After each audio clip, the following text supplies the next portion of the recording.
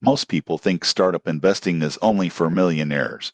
But here's the surprising truth. Platforms like AngelList make it accessible, but not safe. Today I'm giving you an honest review of AngelList and what to know before investing. AngelList is a platform that connects investors with startups looking for funding. It allows individuals to invest in early-stage companies. You create an account, verify your identity, and browse startups. Most people get this wrong, but startup investing is extremely risky. Most startups fail. AngelList offers syndicates, where experienced investors lead deals, and others follow. You won't believe what happens next.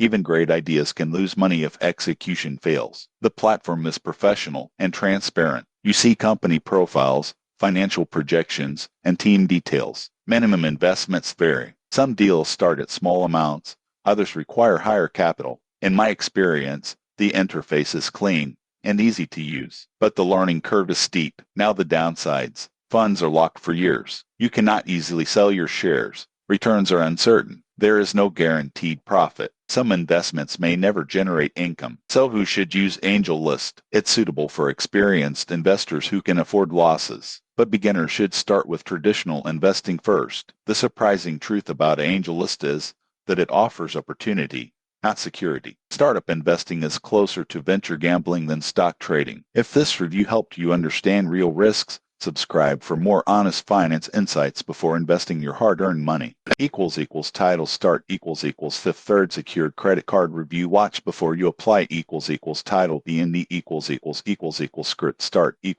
Most people think all secured credit cards are the same. But here's the surprising truth. Small differences can massively impact how fast you build credit. Today I'm reviewing the Fifth Third Secured Credit Card and whether it's actually worth applying for.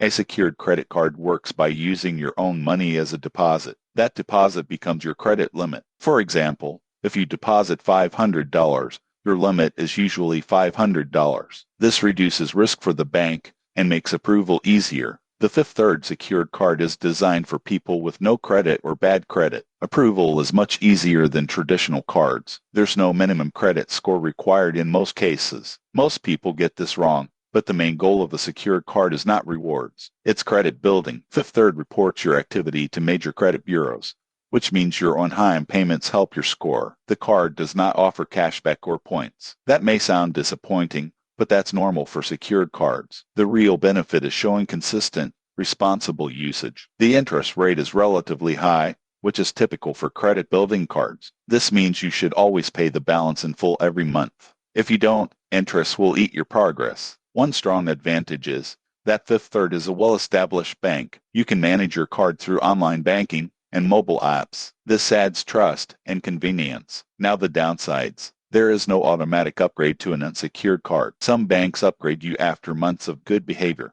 With Fifth Third, you may need to apply separately later. Another limitation is the required deposit. Your money is locked until you close the account or qualify for a refund. So who should use this card? It's ideal for someone starting from scratch or recovering from credit mistakes. If your score is below average, this card gives you a safe entry point. But if you already qualify for an unsecured card, this may not be the best option. The surprising truth about secured cards is that they work only if you use them correctly. Small purchases, low balance, and full payments every month. If this review helped you understand how to build credit safely, subscribe for more honest finance guides before applying for anything.